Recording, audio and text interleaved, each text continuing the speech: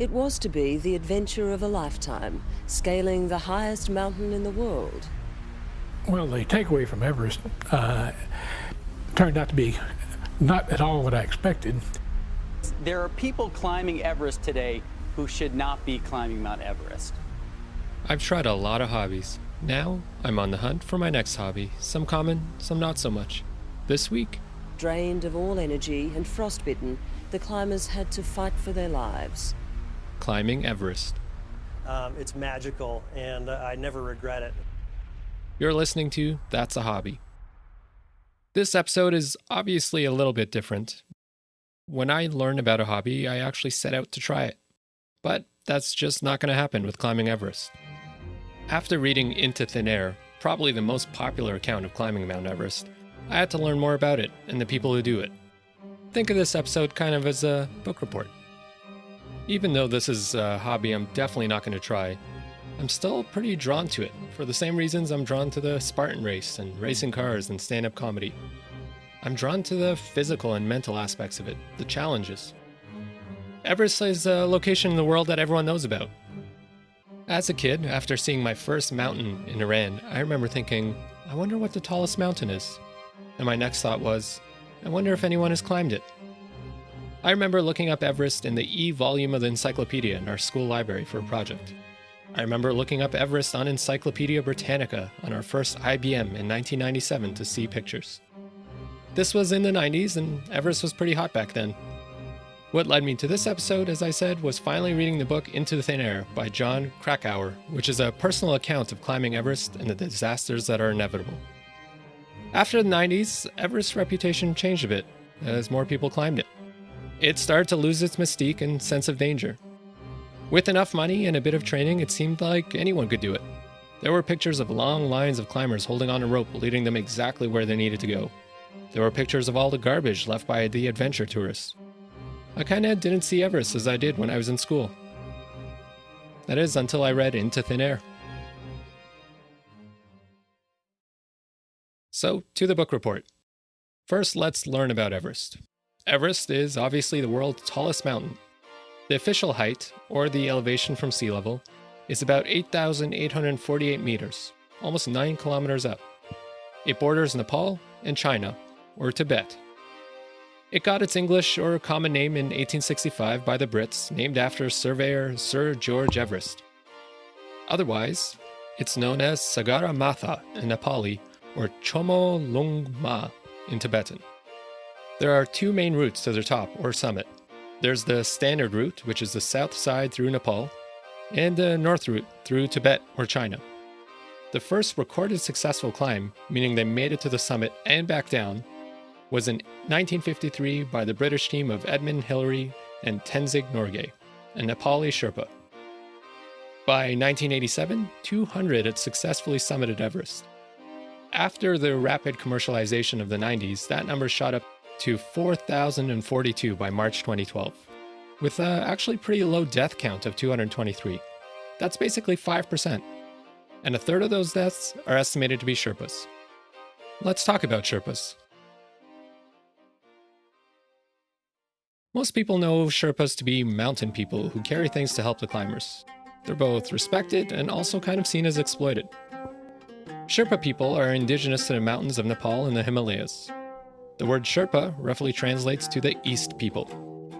In 2011, the Nepali census estimated almost 500,000 Sherpas lived in Nepal. Because they live in the mountains for generations, they are elite mountaineers and guides. They are also physically acclimated to the conditions, which we'll get to. So, are Sherpas exploited? Sherpas are indispensable to the 4,000 plus people who've made it to the top of Everest, and the commercialization of the mountain would have been impossible. Sherpas serve a few critical functions. 1, they create and clear the path ahead of the climbers. 2, they carry the majority of the gear, including the really important oxygen tanks, up to the many campsites so the other climbers can preserve their energy. And 3, they provide climbing expertise.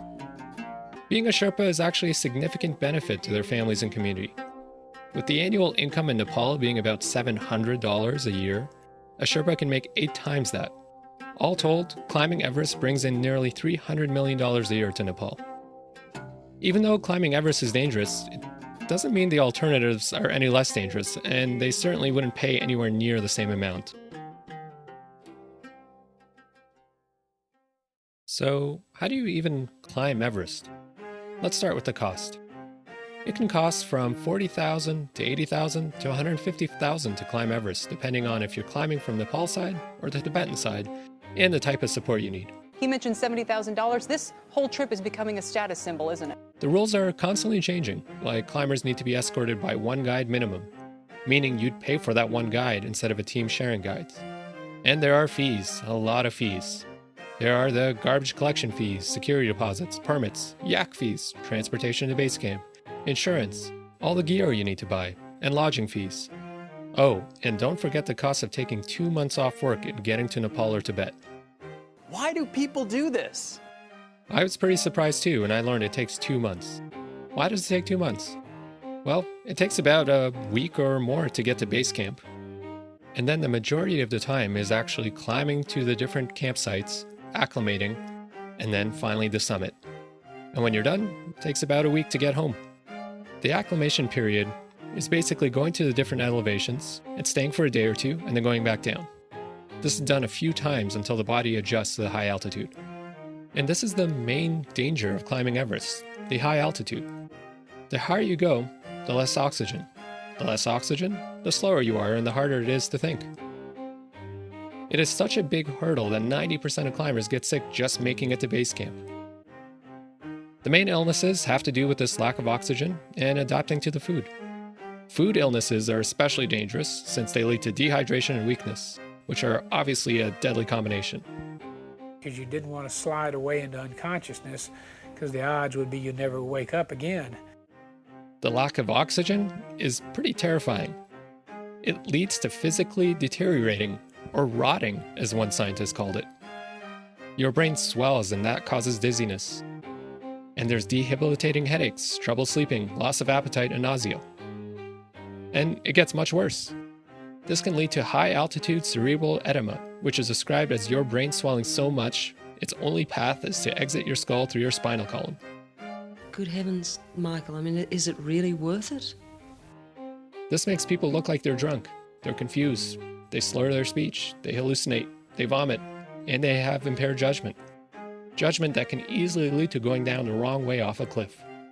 He said he had gotten lost up on the mountain in the whiteout, lost all his energy, collapsed in the snow, and laid there. He was aware the climbers were coming by him, but he was totally powerless to even make a move. He couldn't even signal that he was still alive. It can also lead to high-altitude pulmonary edema, which is the accumulation of fluid in the lungs. This leads to coughing, trouble breathing, and severe weakness. This is even more extreme in what's called the death zone, which is above the 8,000 meter mark. Here, just sitting up can leave you out of breath. Cognitively, there's a dramatic decline. For example, if you're asked to think of words starting with the letter T, you may only think of one or two. If that's not enough, it can also lead to hallucinations of seeing imaginary friends or strange behavior like taking off clothes in the death zone. Besides all that, there's still logistical dangers. There is a small window every year called climbing season to climb Everest. With the increase of climbers every year, there's often traffic jams, and these traffic jams can happen in the death zone. The traffic jams are made even more dangerous since commercialization has lowered the bar for climbing skill and experience. Groups of amateur climbers had paid guides to take them up Mount Everest. In 2019, 381 permits were granted for the standard route. Add the necessary Sherpas and the number of climbers doubles. Traffic jams, novice climbers, and the physical toll of oxygen deprivation not only kill you on the way up, but on the way down. The descent is always the most dangerous and difficult part. Getting to the summit is sometimes seen as the goal, and some climbers forget to pace themselves and their supplies and keep track of time to account for the trip back down. Sitting down to take a rest can lead to never getting back up, as delirium and exhaustion result in losing track of time and eventually death. A successful summit on Everest usually consists of a few minutes of catching your breath, taking a few pictures, and heading straight back down. Since time is so crucial, the dead are left on the mountain. It's actually more dangerous to try to remove a body, and it can lead to even more death. Often, deaths are confirmed by climbers in different seasons, passing by the bodies and looking for identifying features. Let's say your body's held up and traffic is minimal. There's still one more element that you can't control, and that's the weather. The weather on Everest is probably the most dangerous variable for the climbing season. Avalanches are a common cause of mass death. In 2015 and 2016, avalanches killed 12 and 16 Sherpas. If climbers don't succumb to avalanches, there are the many ice walls and crevices that are continually moving and opening. Climbers have died from falling into the crevices or being crushed by falling sections of the ice wall. Then there's the wind. There's a jet stream which sits at the top of Everest year-round. The 80 to 100 knot winds, the temperature was probably down to about -40, and visibility was now 4 or 5 meters. This means when you get into the danger zone, you're also dealing with Category 2 hurricane strength winds, non-stop.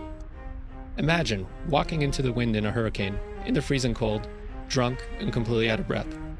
Oh, and you're racing a clock. From out of nowhere, a fierce blizzard swept in. Into the book Into Thin Air, there's a haunting story of a climber who is incapacitated in their own tent, barely alive, and their tent is knocked loose by the winds, causing him to almost suffocate against the fabric. He tried screaming for hours, but he couldn't be heard over the sound of the wind. 8 perished, and there was terrible suffering. All right, you've survived all of that. You've made it to the top of Everest and made it home safe. We're not done.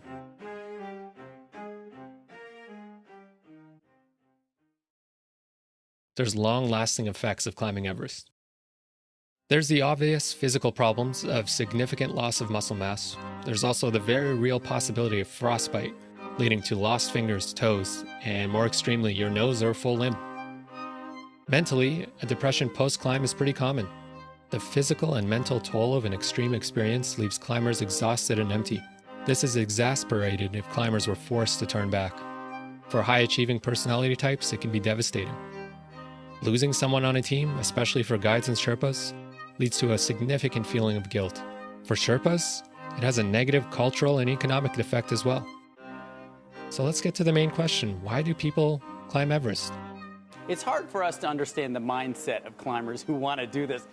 The most famous answer? Because it's there. That was said by the British climber George Leigh Mallory in 1924 before his death trying to climb it. Looking at the history of exploration, if we know something exists, we want to see it with our own eyes. Now, you paid, I believe, $100,000 to be part of this expedition. Not quite, but close, yes. There's also the obvious status and prestige for people who are already predisposed to risky behavior. For many, like it was for me, Everest is mystical, and we're drawn to it. For those who climb it, it represents the ultimate experience, or pinnacle climb. There's simply nothing higher. Climbers concede that there are more beautiful mountains, more difficult mountains, more interesting mountains, but Everest is the trophy. While Sherpas may feel the same way, for them it's economical. They can charge a higher rate if they can climb to the top successfully. A sort of strange thing happens as people die every year. Everest's mystique only grows. There's no one answer, and to the 99.9% of us who will never climb Everest, there's no reasonable one. I can say, though, through reading Into Thin Air and putting together this episode, I have rekindled my childhood fascination with Everest. I've asked myself, knowing everything I know now, would I ever climb Everest? My wife asked me that popular question, if I would do it for $1 million. Like I said at the beginning, I am drawn to pushing myself physically, and that part of me does want to try climbing. But 1 out of 25 climbers don't survive. I don't know if I'd be the unlucky one. I just know I don't want to find out.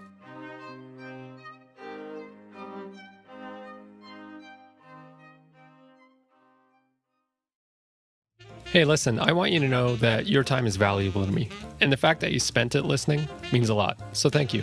Please remember to subscribe wherever you listen, and maybe tell a friend or two. If you've tried this hobby or you have hobby ideas for me, let me know on Twitter or Instagram. See you next week.